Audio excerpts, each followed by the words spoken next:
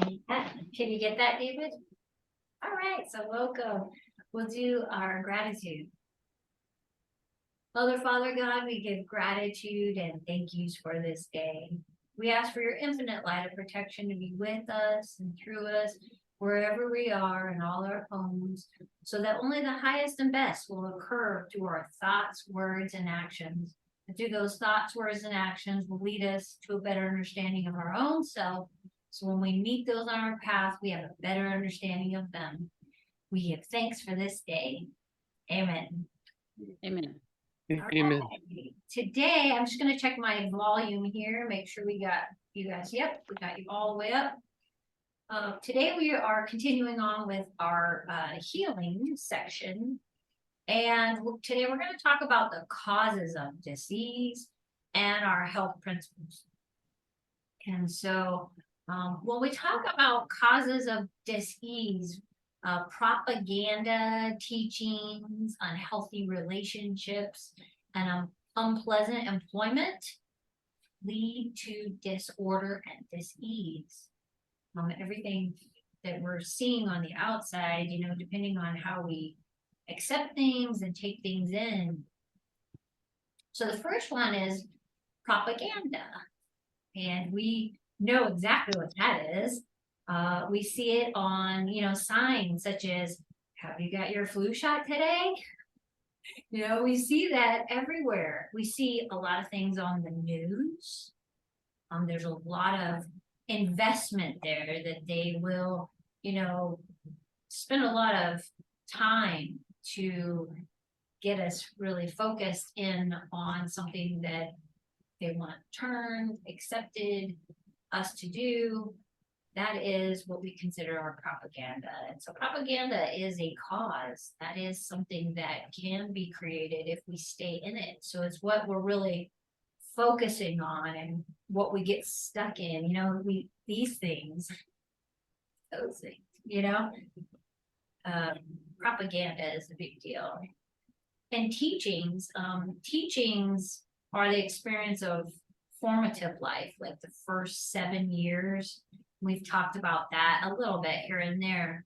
The experiences of our life are reflection in those years. And these experiences from our belief system are permanent until we evaluate them and replace them with correct living.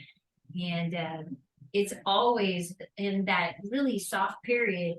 We're so open and available, and we hear all things, and we actually, the emotions that we have there, sometimes we don't,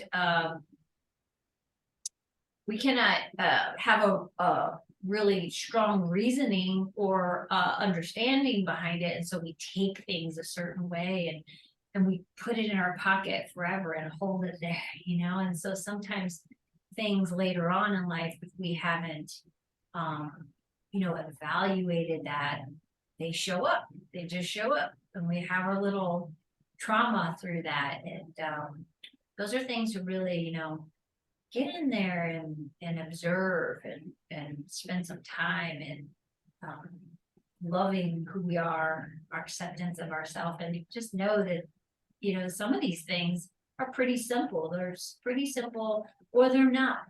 But some are pretty easy to evaluate and release and let go and replace. Unhappy relationships, we've all been there before, certainly since we've all been living, over 40-ish and beyond years.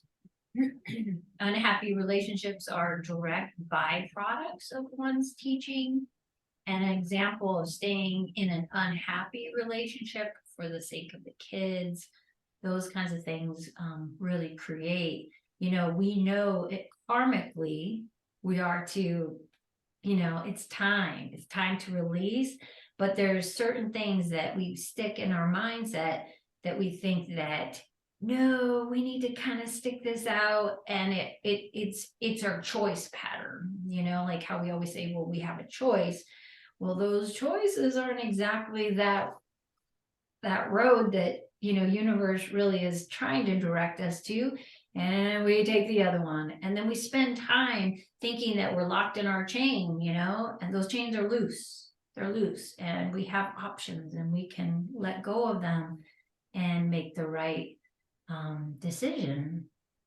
And what that also creates is for the children also to have from their 0 to 7 their experiences because of that, and beyond too. I mean, my parents, when they started their divorce, which I think divorces take years and years, I was probably like 12.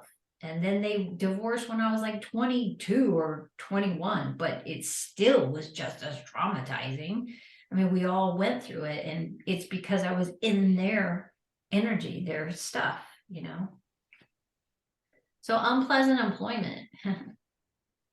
It's kind of funny now that I think about it, because I through those trauma experiences, it's funny because you can see like patterns, through traumatic experiences of being young, created me to be a little attention deficit, which created me to pick certain jobs that created me to have that type of unpleasant jobs. I mean, I did them to the fullest. I did them because I wanted to be really good at something because of my dysfunction. However, created such a bad pattern. And I was constantly thinking I need to prove myself. And I never could allow my goodness of self, feel it and know it. It was always like something, thinking I was missing something, and always angry at the world because they didn't see it. They never saw it. I was like working so hard, and I was like, get up to 80 hours a week, and you're just, and you're just not, it's like this little roller coaster going round and round. So I tried other jobs, and same thing, still had the same pattern. So I went back into the circle of the issues. You just go right into your little pattern. And there were great jobs. There were some that were just fantastic. And I still love thinking about, some of the stuff I did. But I wasn't healed of that. And so that created unpleasant employment for me because of the pattern that I was in. And so fear is really a part of this too. It's a seed for the insecurity, and insecurity leads to disease. So fear is like, if those particular things haven't been healed up, we're gonna find it. We're gonna find it until we're ready, ready to express and understand and see those patterns. I remember when I first started working with David, I think I had, when I really got into it with the principles course, I went through 3 jobs, I believe, didn't I, that year? Mm-hmm. And I was giggling. We were laughing about it because I was like actually increasing like my, consciousness and everything else. But then I would be like, David, I can't even do this job. They're so dysfunctional. And then it was like, I'm starting to heal this. Like I'm starting to see what's going on here. And then I was like, I don't think I'm going to be able to stay. And he's like, you're not. He's like, this is so temporary, and just accept yourself as you are because you're seeing it now. You're seeing what's going on. So it's pretty interesting when we start getting into this healing stages of really seeing what's going on. So the roots of the disease are formed in 7 years, the first 7 years of our life. If disease is one's life, seek the root. And the only way to remove a weed and guarantee that weed has been removed and will not come back is to make sure that the entire root has been taken out. Happiness, health, and wealth can take place. So the physician heal thyself, which is Luke 4:23, applies to all daily treatment. And there is a doctor within each person, and its inner doctor empowers you to look at the belief systems that are causing dis-ease in the body and apply a treatment. So dis-ease is the lack of dis-ease is the responsibility of each person and the doctor within. Dis-ease is the opportunity to change and gives thanks for the opportunity to establish the correct path.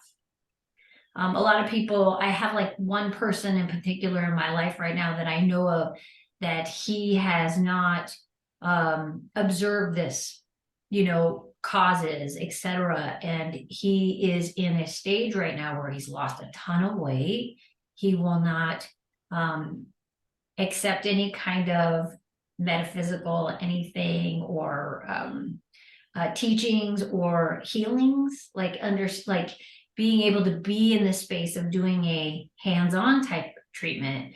He's just not there. He's a person that works in,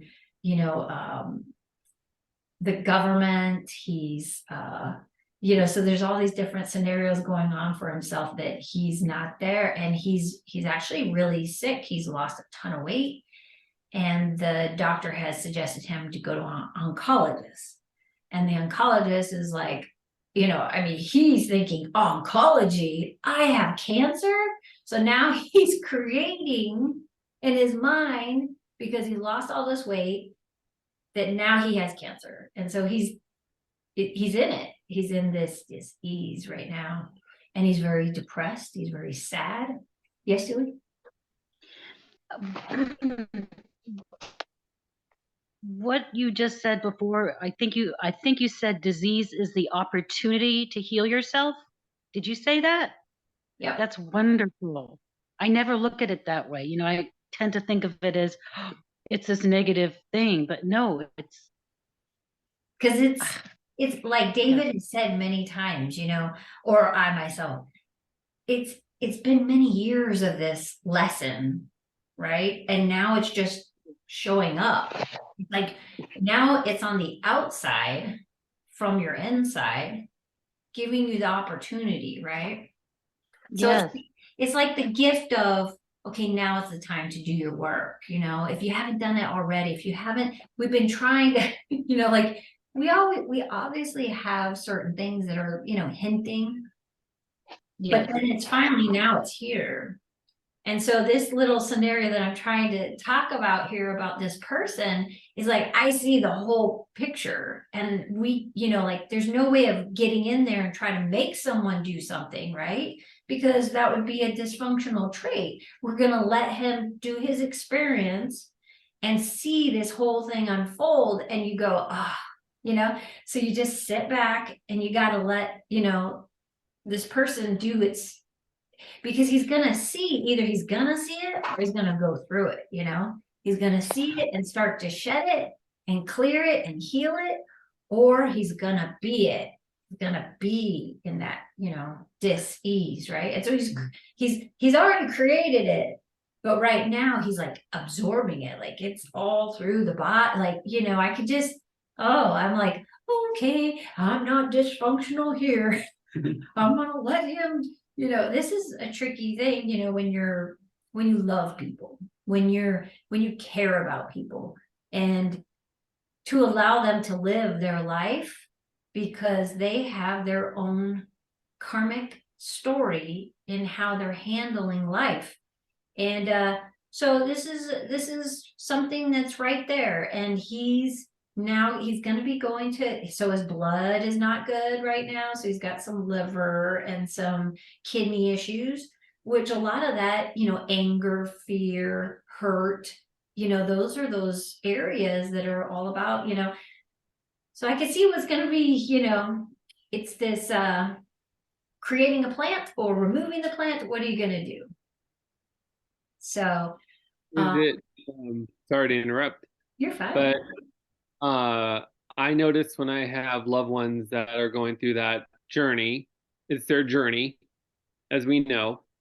And it's not my place to interject, like you were saying. It's their journey. But I find when I go into deep meditation or deep prayer, and I ask God for guidance for those people to help heal their hearts. I don't tell them that I'm doing this. I'm doing this because I love them. Do you find that to be beneficial for them typically? Offering that love and light toward them without, saying, I offered love and light towards you, Yeah, like what do I do in this type situation? So behind me, there's a box right over here. Actually, it's that box right there. It's a healing box. And this is, it's taught in books, how to do this type of thing. At the chapel, they had it when someone had cancer. And I think he talked about this, right? About why they created that, and that person actually healed it. So the intention, that's an intentional space to put in mentally, or even, because like we could do that with mental thought, I'm putting it in the healing box, universe, please assist me in this. And so like anytime anyone has a healing request, we put it into the healing box. And mentally I have that no matter where I am. If I'm, we put it here at David's home now, but even when I'm somewhere else, I put it into the healing box until I can physically write it in, because I've already mentally put it in. And we could do that anywhere or create anything besides a healing box. I mean, you could call it the healing box, or some people call it God box. We're going to put it in the God box, so they call it God. You could call it universe box. You could call it healing box, healing, whatever it is. But I think that that's what you're saying, the same sort of thing, because I'm having an intention for the healing space that person's going to see or be able to heal that. Or just, I'm not going in there and working with it. I'm just going to have the intent for it, and then I'm going to let it go.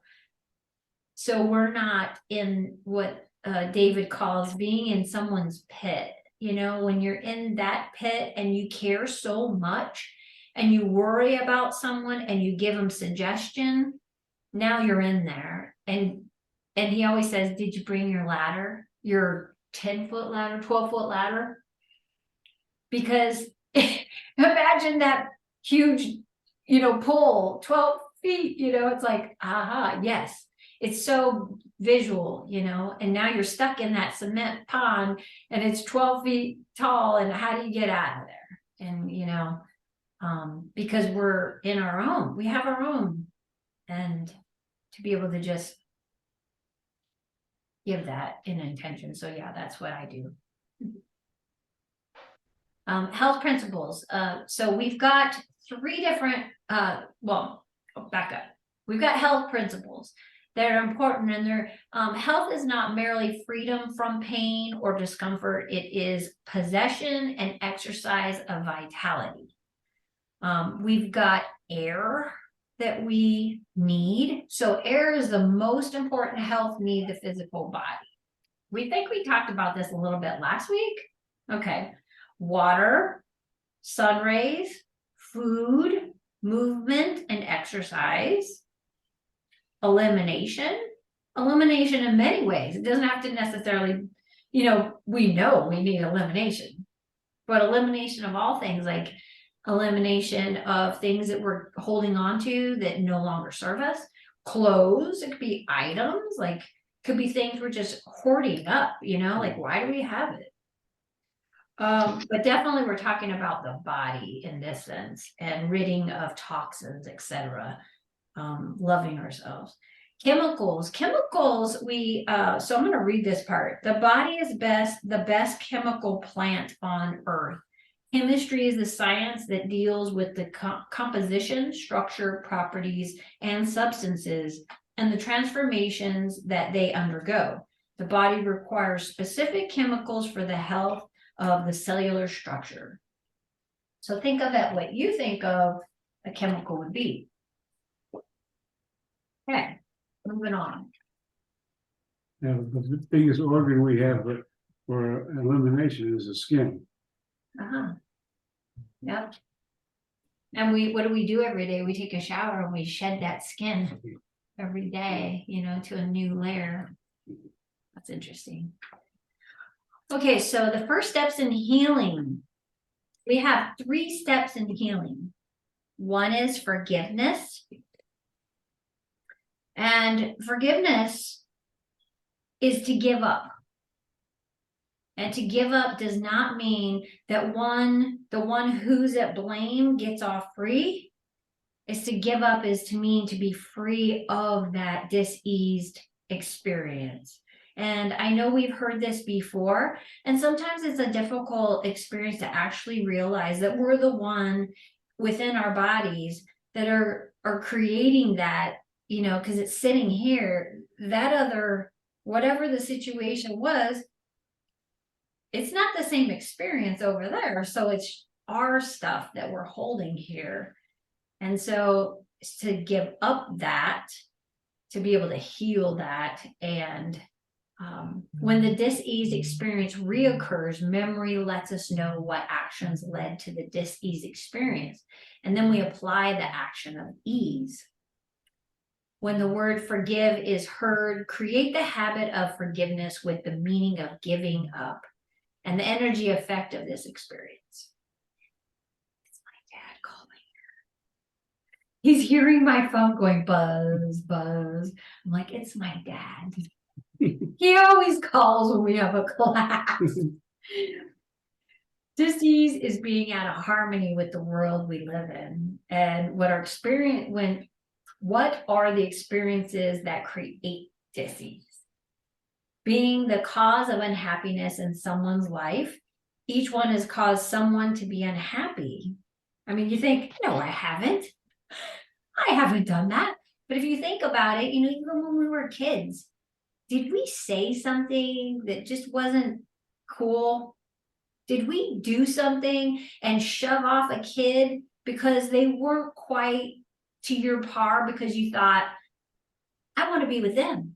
And if I'm going to be with them, I can't be with them. You know, some weird stuff that we've done that we don't even remember. Each one has caused someone to be unhappy. And there's also experiences where someone else has caused you to be unhappy. And when nothing is done about these causes, dis-ease is alive. So it's really good, like I said, you know, going back to the very beginning and really observe all those experiences. Holding a grudge is another way of being out of harmony with the world. A reason for holding a grudge is that one wants to see justice or payment, you know? It's like, I've learned that, you know, from somebody at one point in my life. And I'm like, when I learned it, I remember when I was really young that someone was trying to teach that concept. I was just, how could they do that? I mean, I thought it was god awful. I'm like, you can hold, like, wow. And they've held it for a long time, you know? And then you go, maybe I should try that. It's somehow along the lines we get these experiences. A reason for holding a grudge is that one wants to see justice or payment for the act of unhappiness, and releasing this grudge allows the law of justice to manifest. The one who is dis-eased is the holder of the grudge. And there's all, like, if we're living, we've done this stuff, obviously. It's somewhere in there, and there's always something to heal from. There's always something to heal from. That we're not completely healed, and we're forever in our lives. We'll always be doing something to heal this because we're still living. Feeling that some loss has robbed you of the happiness that you believe should be yours, and feeling that you've been unjustly treated in financial or privilege matters. One time, for instance, really quickly, when I went to college, my parents, because they were in their divorce, they didn't give a crap on what I was doing. They let that whole thing go. They weren't thinking about any of that. And I was just in that state where I needed that support, and it wasn't there. So what did I do? I went to work. And I waited, and everybody graduated, and then I went to college after, but I paid for it. I had to go figure it out. I said, that's it. I got to get to school. I feel like incompetent, you know? I did it. And then my dad remarried, And he paid for her, for the daughter of the stepdaughter, a full scholarship to University of Arizona. And who was PO'd? Me. You know, I held that. That was dis-ease. I was darn mad at my dad because I felt hurt. I felt it was injustice. I felt I wasn't loved as much. I was like, how could that, what's going on? You know, so there was this judgment thing going on, you know, and how many people have that? Like some remarry, and then they get or the oldest kid. My brother got all the cars. I didn't get anything. I got this freaking rabbit I had to drive around in, you know, but they're like, but you had a car. I'm like, he had a Jeep, you know, it was like decked out. Come on, you know, had a Mustang, you know, they did all the right things for the first child. And he did all these things to him to create them not to do it again. So it was like, you know, I had all that judgment that I had to release. And I'll forever be, you know, scraping away at it. There's, you know, it shows up every once in a while. And those are things that just like, oh, what? You know, replace. So feeling unjustly treated, feeling strongly about an unhappy childhood or family experience. Going on to, let's see, we're going on to words. Words, as a daily treatment, one needs to KISS to keep it simple, sweetie. We just add the S, sweetie, in there to sustain correct action.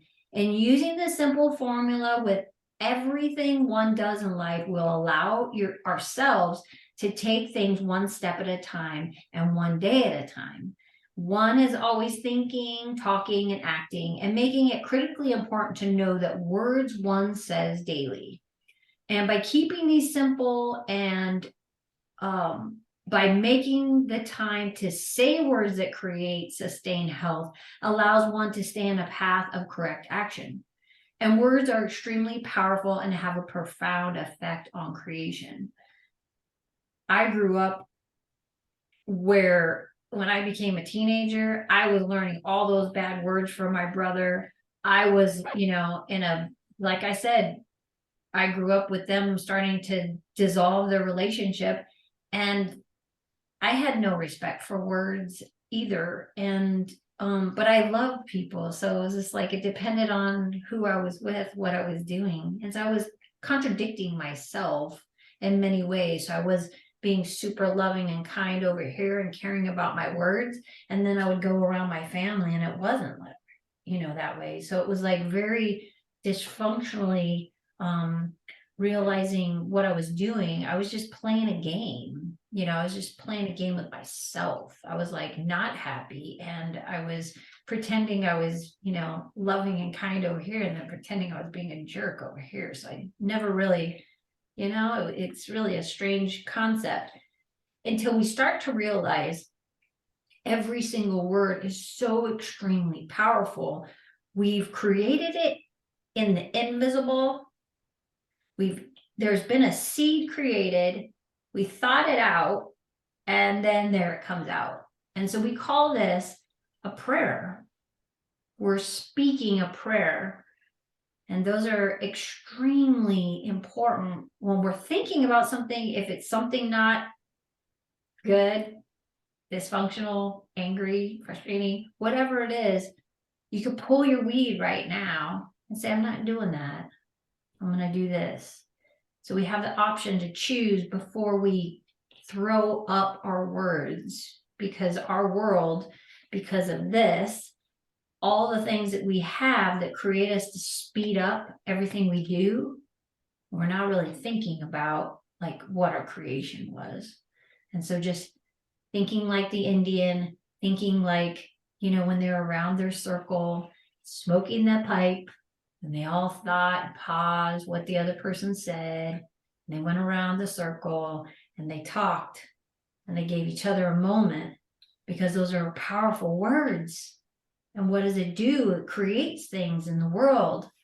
So just being really cautious about what we say and being, so we always say, I fully and freely forgive myself to all people concerned, and loose, being loose, not tight, them to their highest good. So I fully and freely forgive myself and loose them to their highest good.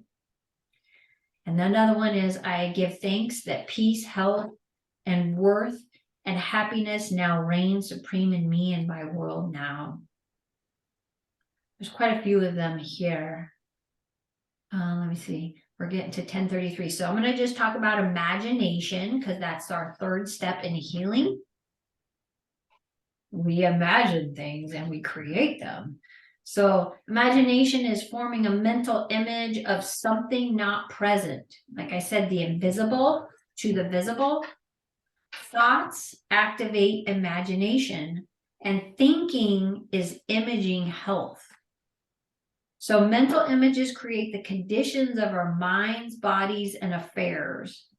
One only needs to start to mentally picture themselves completely strong and well for the subconscious mind to start bringing it into form. In the first 24 hours of one's life, the body takes inventory of all of its parts. And this inventory becomes memory and is stored in the imagination. And the imagination has all the health information needed to create and sustain health that was inventoried that first 24 hours of life. To heal any part of the body, find a healthy picture. I always go back to when my mom put her exercise lady that she wanted to look like. She put it on the refrigerator and she got there, but she didn't know she got to the point of it. She went beyond that and she still thought that she wasn't that. But it worked. It's exactly what he's saying here. To heal any part of the body, find a healthy picture of that part and look at it. So say the guy that I was talking about, the liver and the kidneys, it'd be good to see a really healthy one and put it in front there.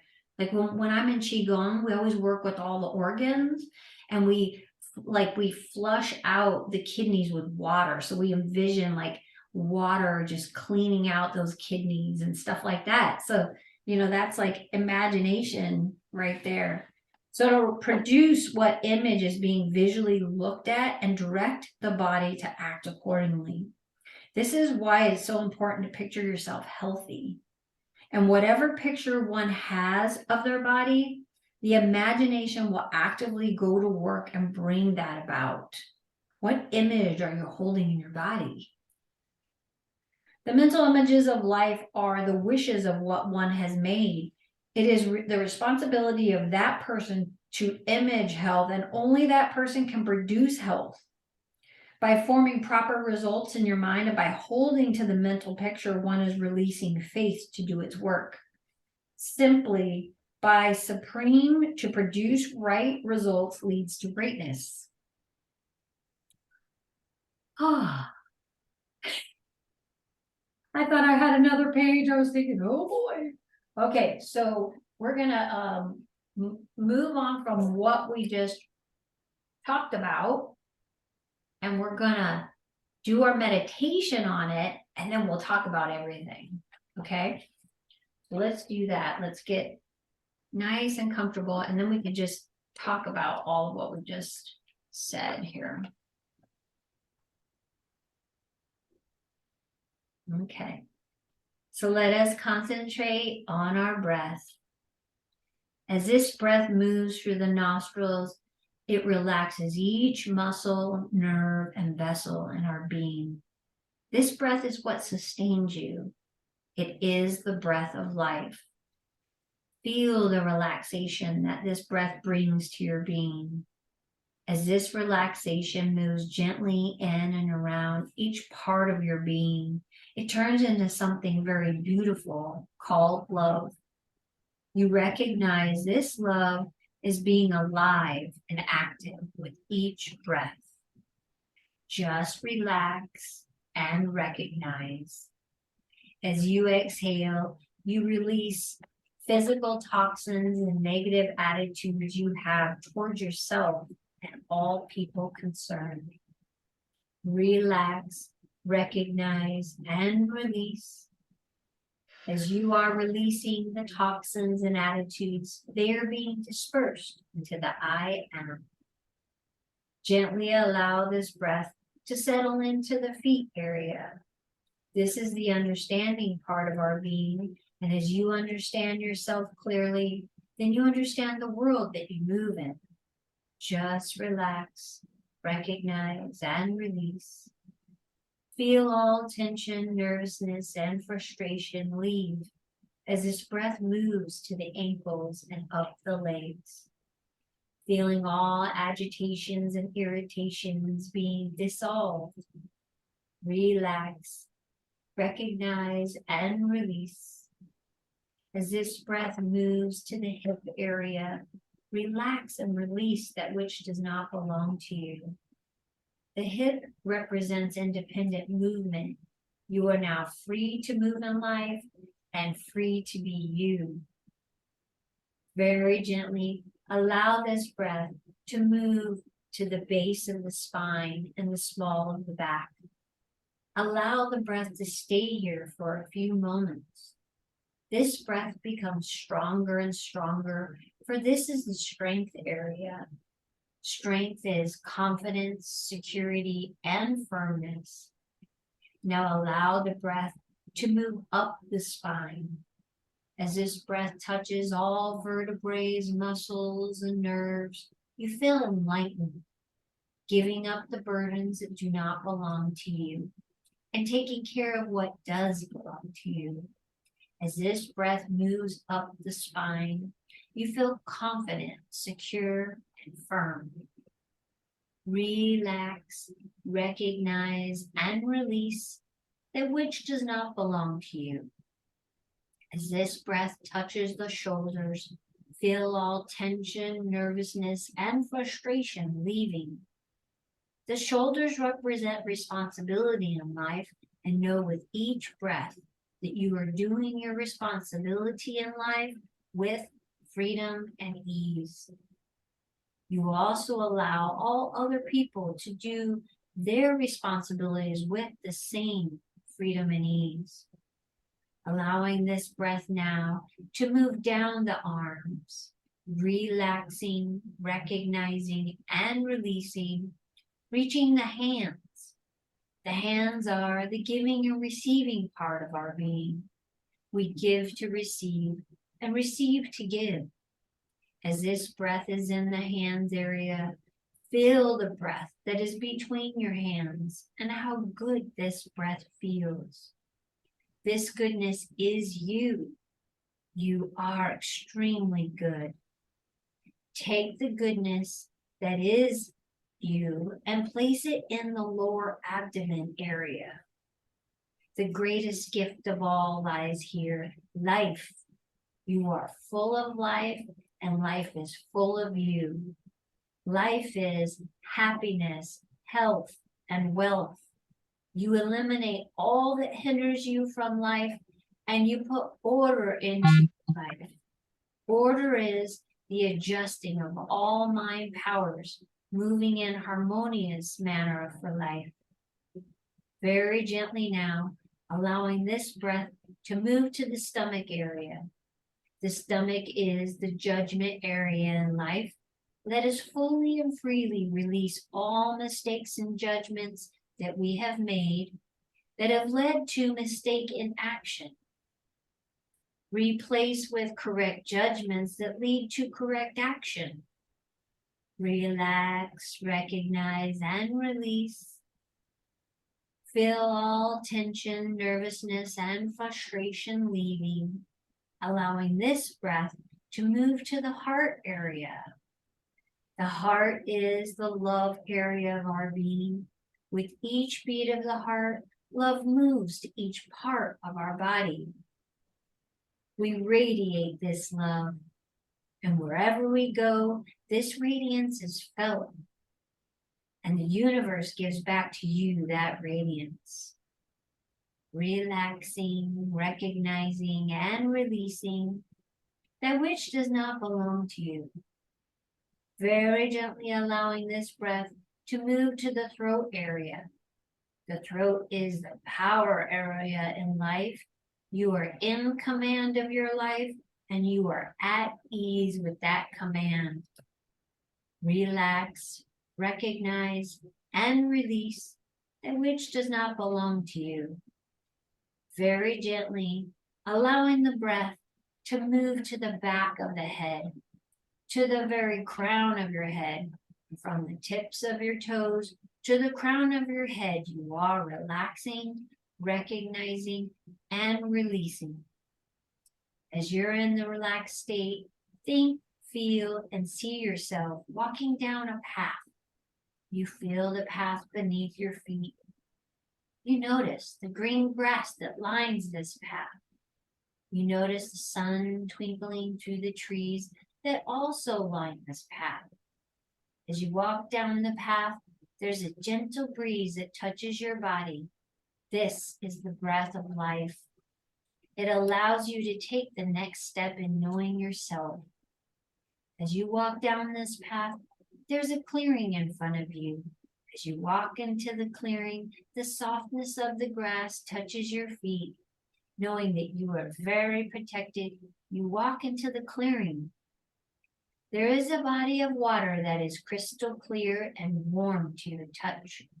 There are paths that lead away from the clearing. As you walk up to the body of water, if you choose to go into the water, submerging completely in the water, breathing freely and all organs functioning properly, know that you are very protected.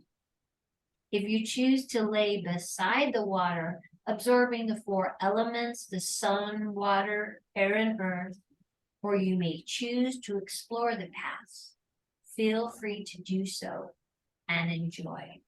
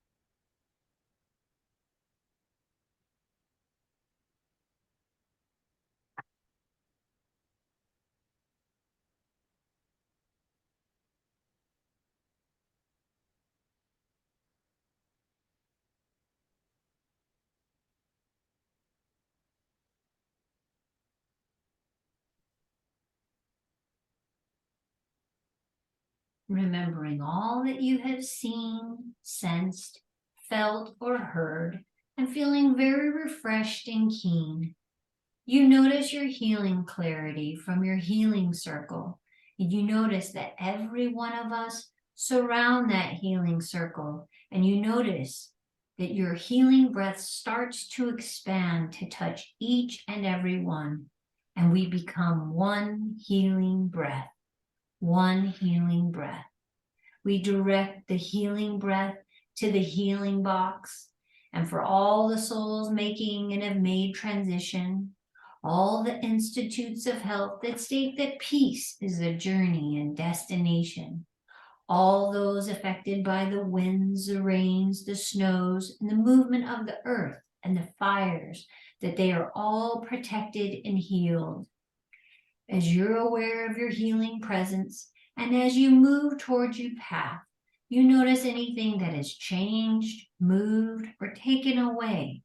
And when you're on your path, your mental and physical consciousness becomes aware, remembering all that you have seen, felt, and heard, and feeling very refreshed, alert, and keen. When your mental and physical consciousness is fully aware, open your eyes.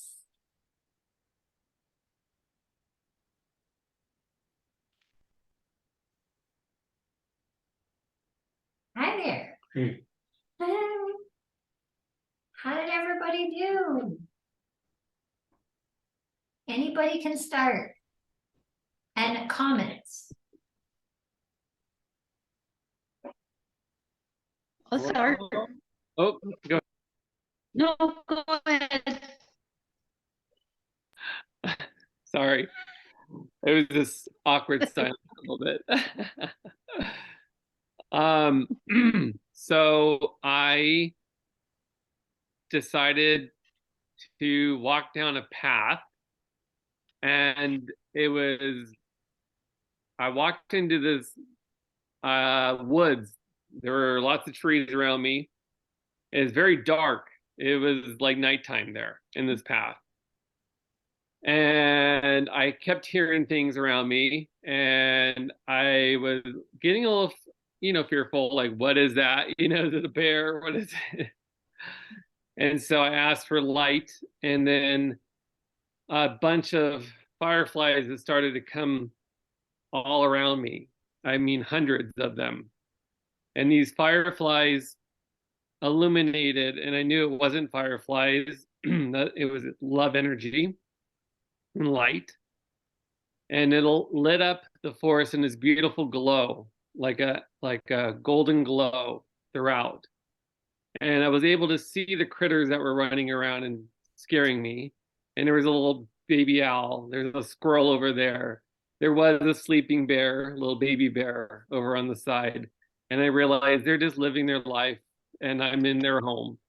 And as I walked down this path, I saw a little girl who was about maybe 6 or 7 years old. And she told me, I'm frightened. I've been in the dark for a long time. And I said, do you trust me to guide you? And she says, I trust you and I know you. And I didn't recognize who she was.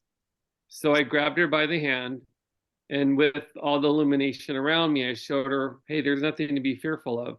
Look to your left, look to your right, look at everything around us. We're safe, you know. And so as I'm walking with her, I can sense that she's becoming older as we're getting closer to the end of this trail. And as we exit the trail, it's my mom. Whoa. And that was it. And that was it. And what do you think of that? Well, she's been feeling a lot of fear because her mom's, you know, she's doing hospice for her mom, our grandma, who's 90. And she's also has a boyfriend who has heart issues right now. And so she's constantly masking up because she doesn't want to catch COVID, because she doesn't want to be the one to deliver it to her mom or to her boyfriend. So she's constantly wearing masks, and I feel like she's in a constant state of fear. But again, like we spoke about earlier, it's her journey. I can just be the guiding light. And I think the message was, you know, I do talk to her frequently, not about things that she needs to improve on. I don't want to cure her. I care for her, not cure. And I think the one thing I've learned a lot about is just by talking to her about my experiences with you all, with my church experience on Sundays, with my meditational period, and all these things that have been bringing me a lot of peace. And she could sense it and feel it. She said, I felt so proud of you that you've gone through this journey. And I can see an awakening, like an amber lighting up inside of her, that she's also healing through me, my healing, a mother and son connection. Yeah, that's how I felt. Very yummy. Thank you. Yeah. Thank you. Yeah. Were you gonna say something? Okay. Whoever else wants to continue, I leave it up to you. Who's next? Well, I'll go next. I really enjoyed all the first part of the meditation. It seemed like it was more appropriate for me today, or more personal or something. I don't know what that was about. And then when we got to the water, I took just a very little walk up a path. It was pretty rocky. There was grass, but it was rocky, little pebbles, you know. And then I just kind of dropped into this abyss, and it was just peaceful and calm and very dark, black, not dark about anything negative, but just black. And then all of a sudden I realized, oh, wait a minute, I wanted to work on my lungs. And so I started imagining a perfect set of lungs. And because what I realized when you were talking is that I have been seeing my lungs with the fluid in them, in the plural, and seeing the fluid decrease, but I'm still seeing the fluid, you know, so I need to go. So I'm going to find me a pair of lungs and start looking that way. Yeah. And then it was time to come back. I mean, so it was just perfect. Isn't that interesting how we have that vision, you know, and it's still with the fluid, you know, it's like, Yeah. oh, you know, that's what I'm doing. You know, Yeah, you know, I didn't think anything about it. To me, the fluid was getting less, so therefore it was, but no, I need to just have clear lungs. And it's not actually my lungs, it's the plural, but yeah. Anyway, now I got some work to do this week. Yum, yum. Yep. Good stuff. Thank you, Lady J. Thank you. Julie. How'd you do? So when we were first going through, you know, the centers of the body, I was very aware of this globe, like this golden glowing globe, almost like moon energy, right in my solar plexus area. I just was feeling it. And then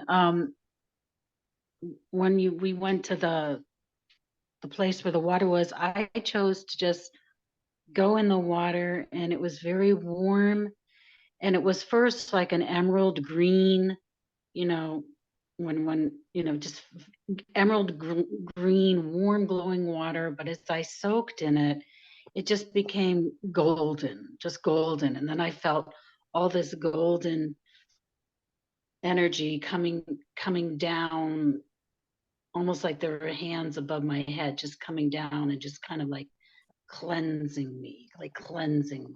And that's all. Good stuff. Did you just say, and that's all? That's it. Giggle when someone says, that's all. Mhm. It's so profound, and it's like, that's all. Yeah, that healing water. I've experienced so many occurrences like that too, Julie, like where I've been in this golden light underwater and things. And then I've even taken, I think some of you have heard me take a journey under the water, and I've gone in caves and then back up and in this amazing space. And it's phenomenal. It's a real phenomenal healing space. Wow. I've had people there, people that have passed on, they show up there, and they don't say anything. They just hang out with me in my healing space. Pretty neat. I think we've done quite a bit of yum healing stuff. And We didn't hear from Reverend no, David. we didn't. He He has goes, his hand up. he's like, hello. Because all I'm thinking about in my mind is what he's gonna do next week, which I love it so much. I just want to talk about it now, but I'm trying to calm down and let it be for next week. Reverend David, how did you do in your healing? It was that to a part of my life where I was educating, going to university, and I was taking anatomy, and the professor said that there's a part of your body called the pituitary gland. It takes pictures of your body the first 24 hours of your life, and it's healthy, And so just about that time, another person that's coming to the chapel come in there and said that she has an incurable disease. And I said, we're not going to say that anymore. I'm going to have you go to the university library. This is before computers. We went to the university library and get a picture of the organ that is incurable. And I want you to look at it every day, healthy. 6 months later, she comes back and says, I'm cured. And that doctor made her go back every 6 months to make sure it didn't come back. So the pituitary gland, and things that we mentioned today, that this is a very important part of our body for healing, and it knows what health is. Because you were the healthiest you were in your first, unless you come in with something else, and I don't want to go into that. But the thing here is that you have the ability to heal yourself. And it's not outside of you, it's within you. And I just want to leave that with you. Thank you. Thank you. Thank you. Thank you. Isn't it interesting? An image, imagination, having an image, and it could be for goal setting too. I mean, we're so powerful that we see something and we see it continuously, and we're creating that, being that. Like, that's how powerful we are, But what's happening, what we do often is do the opposite, because that's powerful too, And so just being clear about, what pictures are we looking at, what our focus is, what our goal is. And make sure they're healthy. and make sure they're healthy. And if you, really quickly, if you do create and you got that goal, now create another goal, replace it, because if you finish that, let's say for instance, you got the car you needed. Now you got the car, but the car is still in the picture, What else are you gonna do? Anyway, Lady J. I would like to put a, for financial help in the healing box. I have this wonderful little house I want, and I have to sell my house in order to be able to financially afford the other house. Okay, I would like to see it happening this week. we shall. It is We're so. gonna write it, yes. Just like the chapel, we're doing the same thing. Right, David? Yeah. Yeah, Well, parallel lines is be good to have happen. yes. And it's sold at a very good price. Yes, that's it, right? Yes. For the right person at the right time, under the right circumstances, for the good of all concerned. Yes. There you very go. much so. Absolutely wonderful. See, you're already done with the lesson, guys. All right, we're gonna do our gratitude and our protection as we move on our path. Thank you. Mother, Father, God, we give gratitude and thank yous for this day. We ask for your infinite light of protection to be with us and through us as we go on our path. So when we meet those on our passage, we share the love that is so abundant, and we give thanks for this day. Amen. Yeah. Next week, Reverend David is going to do all the body representations. So come join us for that. That's like very powerful. I love this part of the healing space because, sometimes we forget about these things. And, you got this little shoulder ache or something and it's on this side, it's on the outside. It's like, oh, these are very powerful tools to put in your pocket and know about, because then we could just release it right then. If we know what it is, we can handle it. So thank you, everyone. Yeah. Have a beautiful day, beautiful weekend. Take care. Yeah. Great week. Thank you. Love you all. Bye-bye. Bye-bye.